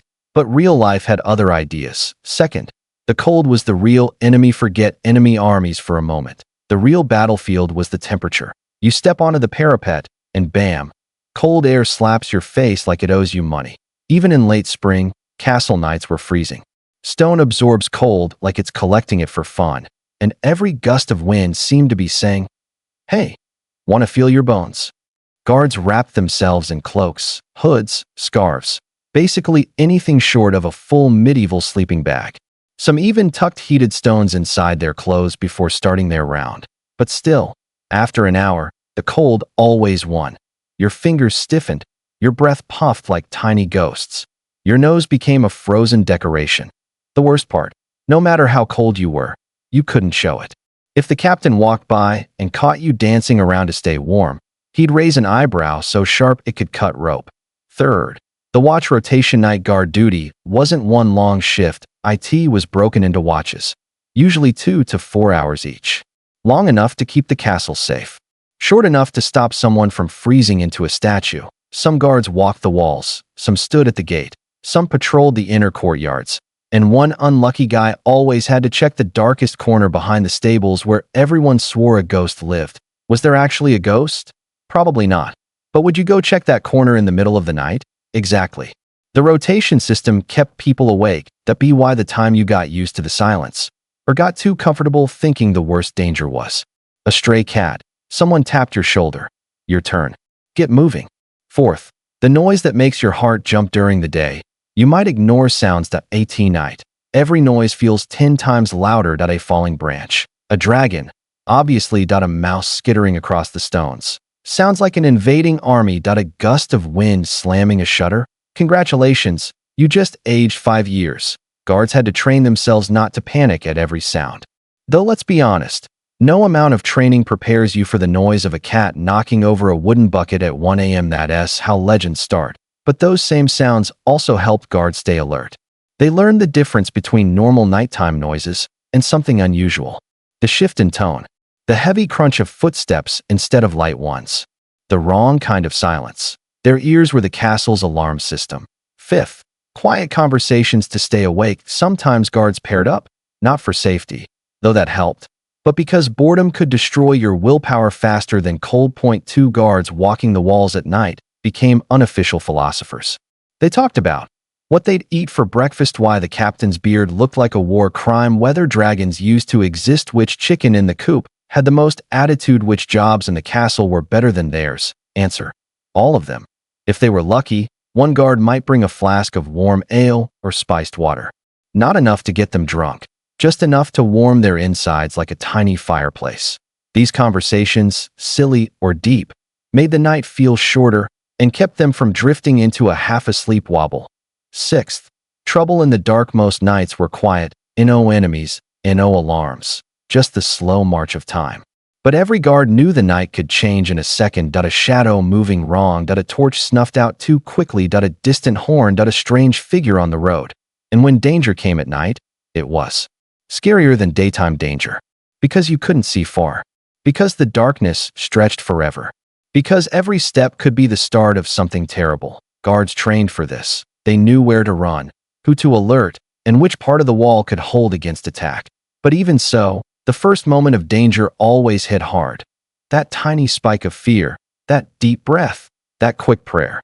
Then, action. Seventh, dawn, the sweetest victory after hours of cold, fear, boredom, and philosophical chicken arguments. The eastern sky finally turned pale.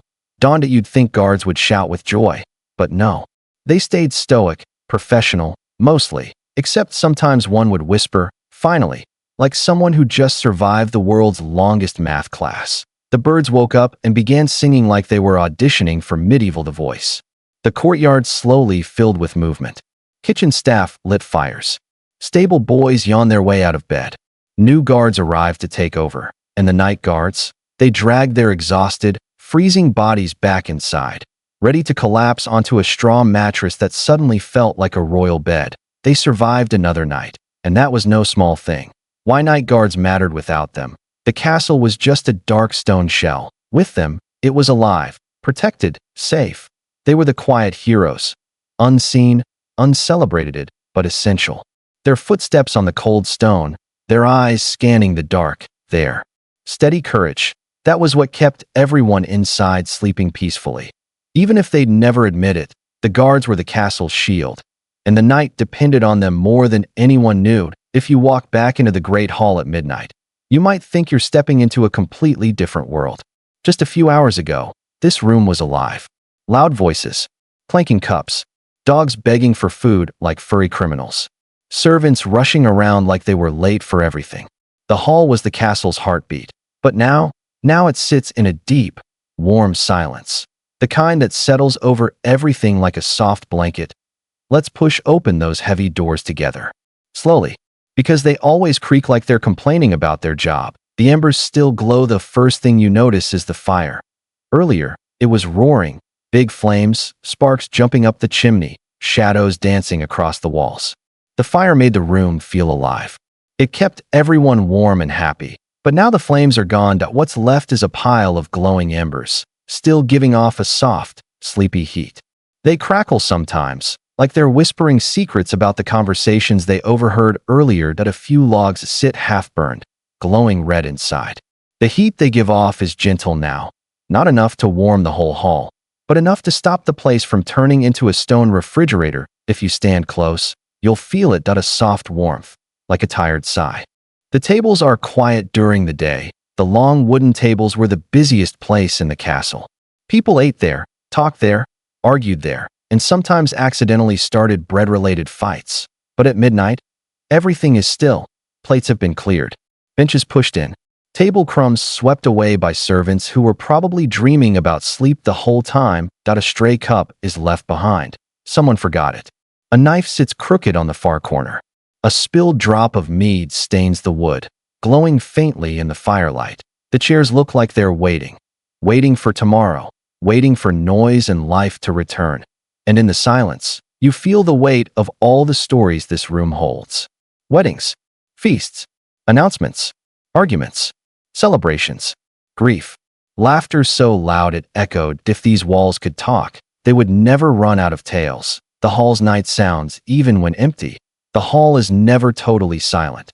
You hear the soft crackle of embers, a faint whistle of wind sneaking through tiny gaps in the windows, the creak of old beams settling into their nighttime posture, maybe a mouse darting across the floor like it's on some secret mission. These tiny sounds make the hall feel alive, but in a slow, calm way. It's the kind of quiet that makes your shoulders drop, your breathing slow down, and your brain go, "Ah yes, bedtime."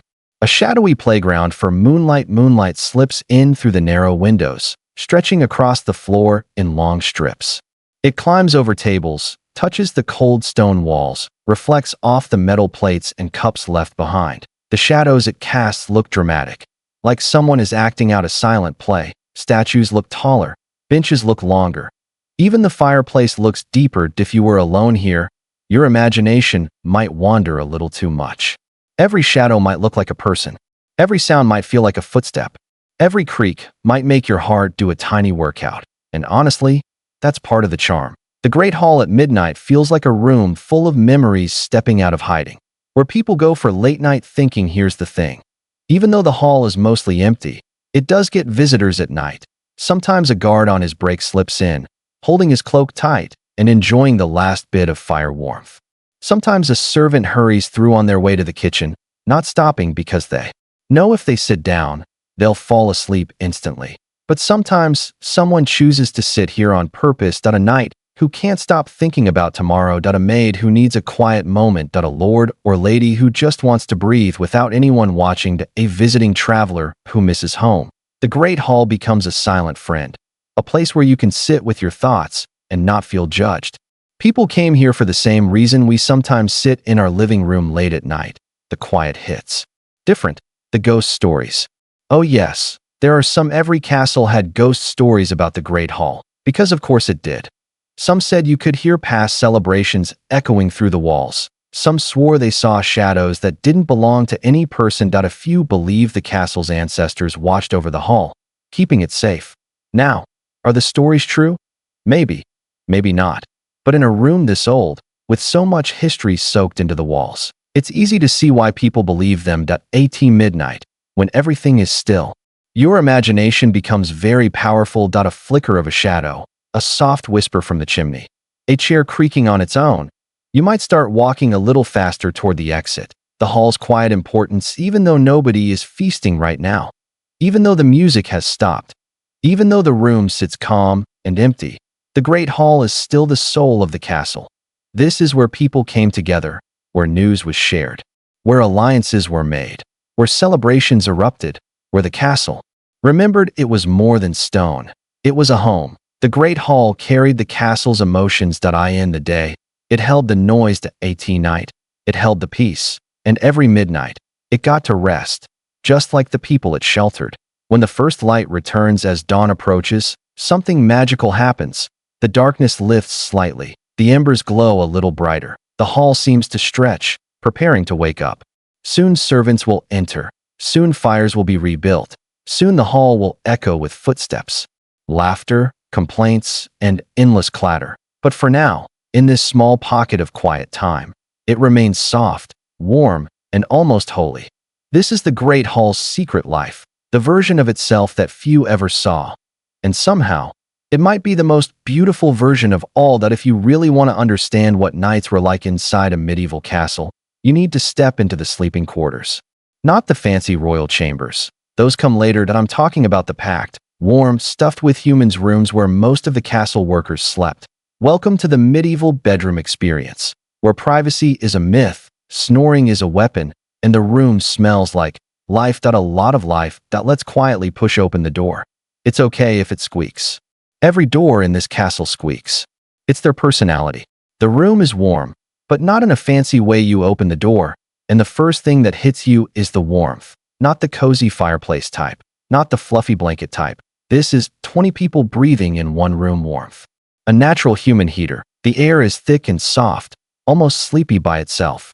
It smells like wool blankets, worn leather, straw, and maybe someone's boots that should have stayed outside.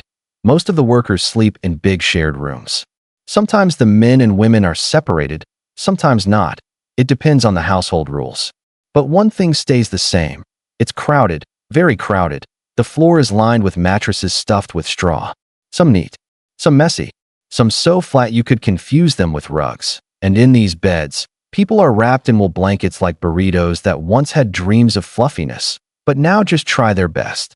The symphony of night sounds. If the Great Hall has its quiet whispers at night, the sleeping quarters have their own soundtrack. And oh boy, is it a performance. You hear soft breathing, heavy breathing, loud snoring, the snoring that sounds like someone sawing a log, the snoring that stops suddenly and makes you wonder if the person died, the teeth grinder, the sleep talker, the person who kicks the blanket so much they should be hired as a windmill, and then the shifting, the constant, endless shifting. Someone rolls over, someone scratches their leg, someone adjusts a pillow, someone accidentally hits the person next to them, someone lets out a sigh so dramatic it could win an acting award. This room is alive with tiny noises, none loud enough to wake everyone, but enough to remind you this place is full of human stories bundled in scratchy blankets, snoring battles, and blanket wars. Let's talk about snoring for a second, because in a room like this, snoring is serious. Imagine trying to sleep, and suddenly you hear something like GHHHHHRRRKHHHHHH. Half the room shifts, annoyed. One person groans softly. Another throws their blanket over their head like that'll help. Sometimes someone tries to nudge the snorer. Not too hard, just enough to flip them onto their side. But if that doesn't work, they accept their fate and pray the rooster wakes up early. Blanket stealing is another midnight adventure. People curl up small at first, but as they sleep, they expand like sleepy starfish, dragging the blanket with them. Someone at the edge wakes up freezing and whispers, "Not again." And then begins the silent battle of tug-of-war. The flickering light and the shadows. A tiny oil lamp burns low in the corner, not bright enough to fully light the room, but just enough to keep people from tripping over bodies if they get up to use the chamber pot. Yes, that's a thing. And yes, it smells exactly like you think it does. The flame flickers, making shadows dance across the wooden beams and rough stone walls.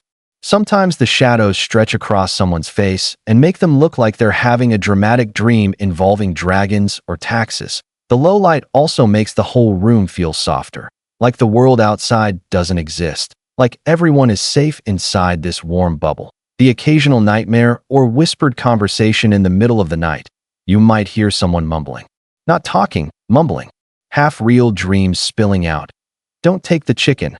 Where's the horse? Tell the Lord I didn't eat it. No. No more work. Dreams in medieval times weren't just dreams. They were talked about, taken seriously, and sometimes blamed on demons, bad cheese, or sleeping too close to the fire. Sometimes two people whisper quietly in the dark. Maybe discussing work. Maybe sharing worries. Maybe gossiping about who almost set the kitchen on fire yesterday. It was probably the same guy as always. These calm, sleepy whispers feel like little sparks of humanity in the quiet room. The cold creeps in even with all the people. Even with the wool blankets, even with the thick air, eventually the cold creeps in. Stone walls are like magnets for cold, and near dawn, the warmth fades. People curl tighter. Blankets shift. Someone shivers in their sleep. Someone tucks their toes under another person for heat. Someone mutters, "Close the door." Even though the door is already closed, the room becomes a mix of warmth and chill, like the castle is gently reminding everyone that comfort is temporary. The quiet moments just before dawn, this is the most peaceful time. The snoring softens, the shuffling stops. The whole room takes a breath together, like one giant sleeping creature. The lamp flickers low, almost out. The air is stilled. No one moves. That if you stood in the doorway, you'd feel something strange. A soft calm that wraps around you like a blanket. This room, full of tired workers, full of stress, full of hard lives, somehow feels beautiful in this moment. Because sleep, simple, ordinary sleep, was the one thing everyone shared. No rank, no titles, no power. Just humans, resting. The first sound of morning, then, far off in the courtyard, a rooster screams like it's being paid by the decibel. Someone groans. Someone stretches. Someone sits up. Hair everywhere. Eyes half open like a confused owl. The room wakes up slowly, like a pot heating on a small flame. And soon, footsteps begin. Blankets fold. People yawn. Work begins.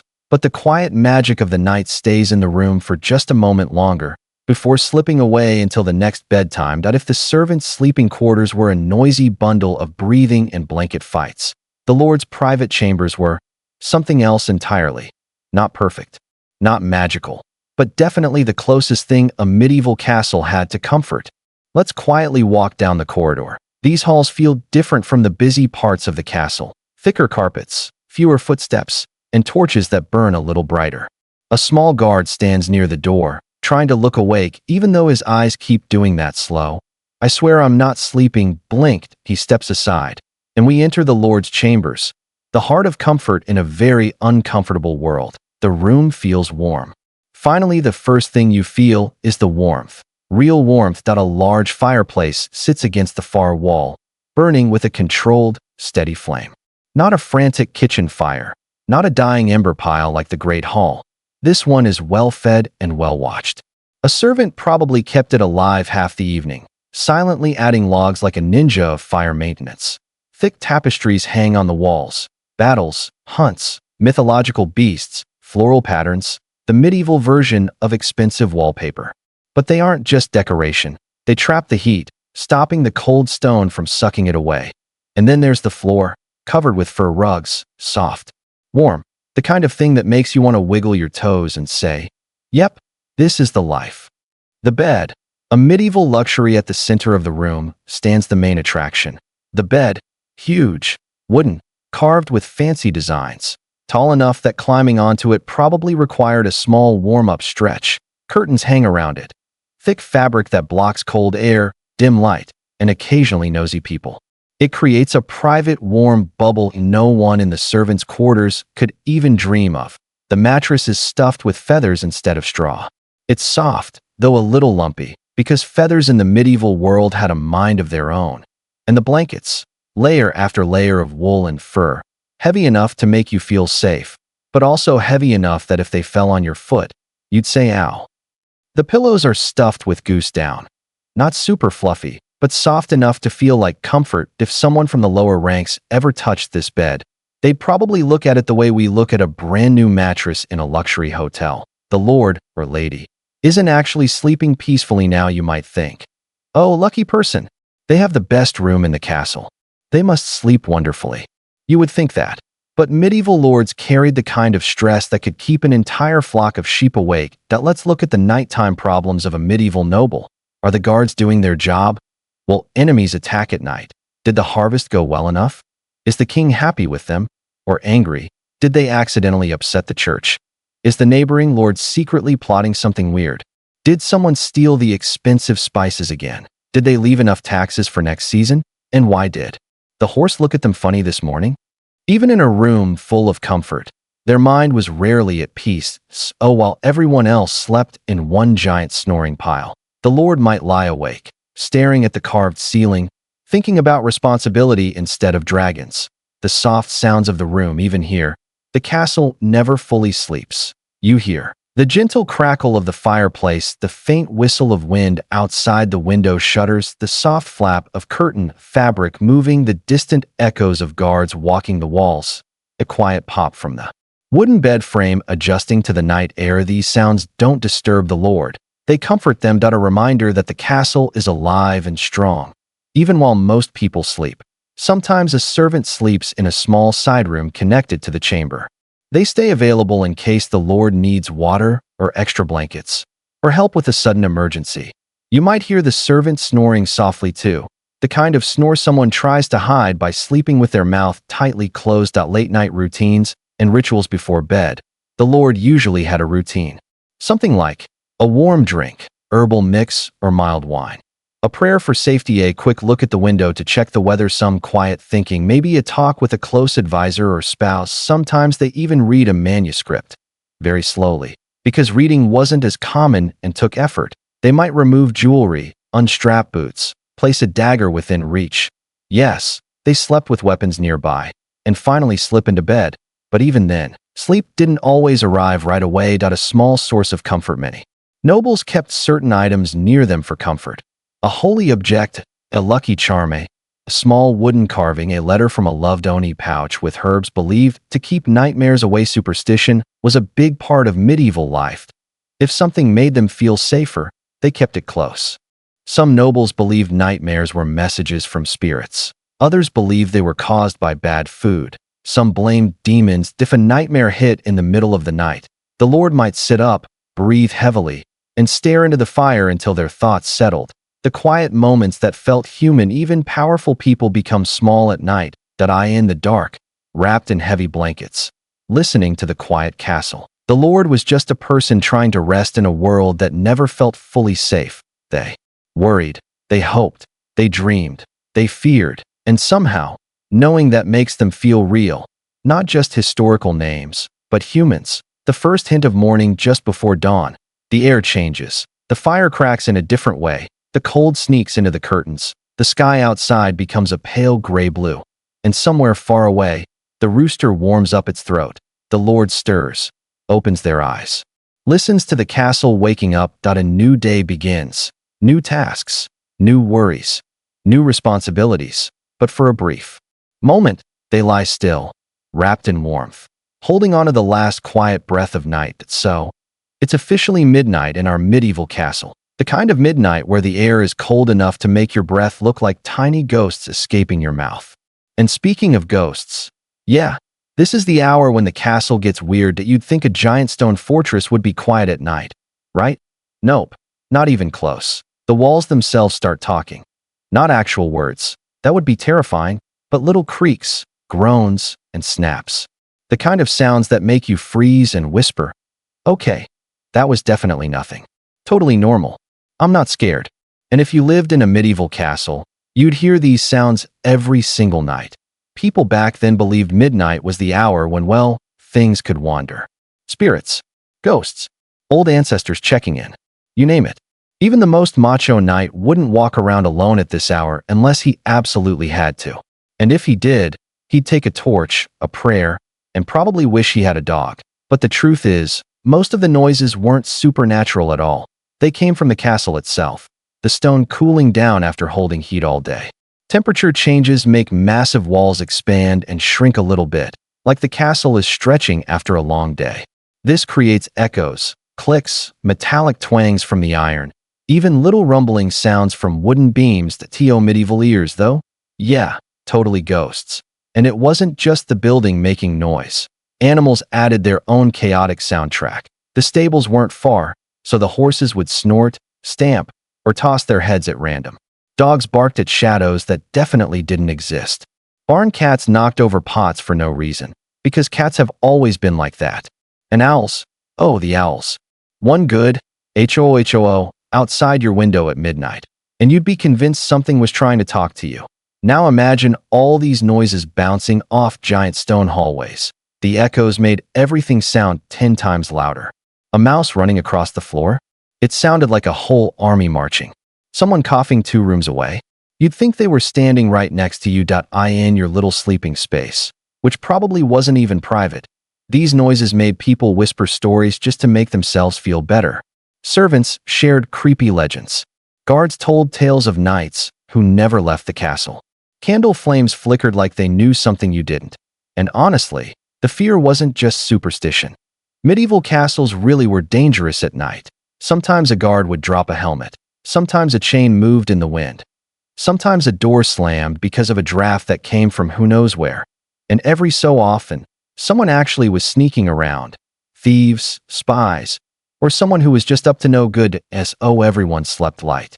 Even if they looked peaceful, trust me, they were.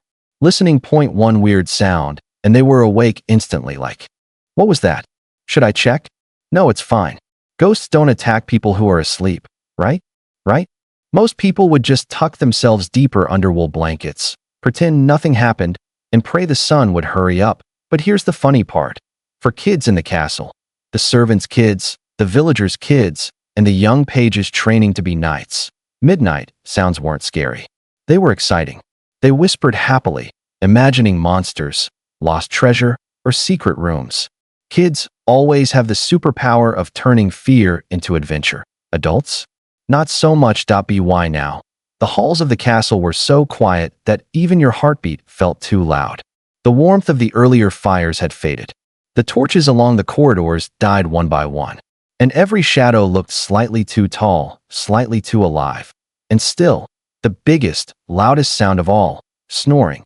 Deep, heroic, window-rattling snoring, from knights, from servants, from guards sleeping off their shift. One guy somewhere in the back always snored like a dragon choking on smoke. And that, somehow, was the most comforting sound of the whole night. Because if someone is snoring that loudly, everything must be okay. Midnight in a medieval castle wasn't peaceful at all. It was a whole concert of spooky echoes, clumsy animals, restless stone walls, and people pretending they weren't scared. And yet, despite all of that, the night held a strange beauty, a kind of magic that only happens when a huge old castle whispers its ancient secrets into the dark. By the time the castle slipped deep into the night, most people were wrapped in blankets, dreaming about warm bread or a life without heavy wool clothes. But not everyone got to enjoy that luxury. Some unlucky souls had night duty. The castle guards. These were the guys who had to walk around in the freezing dark while everyone else slept like comfortable potatoes. Their whole job was to make sure enemies didn't sneak in, fires didn't break out, and no one was wandering around doing suspicious midnight things, like stealing extra cheese from the kitchen. Let's be honest, being a night guard in a medieval castle was not glamorous. It wasn't like the movies, where knights stand heroically in the moonlight with capes flying behind them. No, it was mostly trying not to fall asleep, trying not to freeze, trying not to imagine ghosts, trying not to drop their torch in. Trying not to think about how warm everyone else probably was. Every shift started with them picking up their gear. Helmets, cold. Chainmail, cold. Spears, also cold. Honestly, everything was cold. Even their courage was probably cold. Then they began their slow, echoing walk through the corridors. Clank, clank, clank. That was the soundtrack of their life. Some guards took their job very seriously. They marched with perfect posture, eyes sharp, like they were expecting a whole enemy army to burst in at any moment. Others, they were just trying not to doze off and faceplant into a stone wall. But the night wasn't completely boring. There were little moments that kept things interesting. Point 1. Rats suddenly running across the hallway, always good for a tiny heart attack. Point 2. Cats staring creepily into the dark. Why do cats always look like they see something you don't? 3. Wind pushing open a door and every guard pretended it was normal, but internally screamed. Point 4.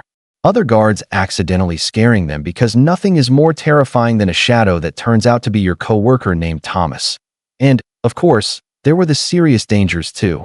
Real threats didn't happen often, but they did exist. Rival lords, thieves, spies. The average guard couldn't afford to be careless. So even on the quietest nights, they had to keep their eyes open and their ears sharp. Sometimes, they stopped by the gatehouse, where a tiny fire kept them alive. They stood around it warming their hands like, yes, this is happiness. This is life. I never want to leave. But duty called, and eventually they had to patrol again. The worst part, the moment they left the warmth, It felt like stepping straight into a block of ice. Still, there was a peaceful beauty in their shift, too. The castle under the moonlight looked different, almost magical. Torches flickered gently against the stone walls. The night sky stretched over the fortress like a giant dark cloak filled with glittering stars. The air was quiet enough that you could hear your own boots echo for miles. Some guards actually loved this atmosphere. They said the castle felt like it was holding its breath, resting after a day full of noise and activity. And occasionally, they would exchange quiet conversations with each other. "You hear anything?" "No, you see anything?" "No, same. Let's go warm our hands again." When dawn finally approached, the sky would lighten just a bit, that soft blue glow before sunrise. And that tiny hint of daylight felt like a victory. It meant their shift was almost over. It meant warmth. It meant breakfast. It meant they could finally sleep like they hadn't slept in 1,000 years. And even though they complained, even though their fingers went numb and their armor felt like ice cubes, the guards were important. Without them, castles wouldn't be safe. They were the silent watchers of the night, the ones who kept danger at bay while everyone else dreamed peacefully. While the castle slept, they didn't. Well, mostly didn't. I'm sure at least one guy nodded off standing up. "It happens.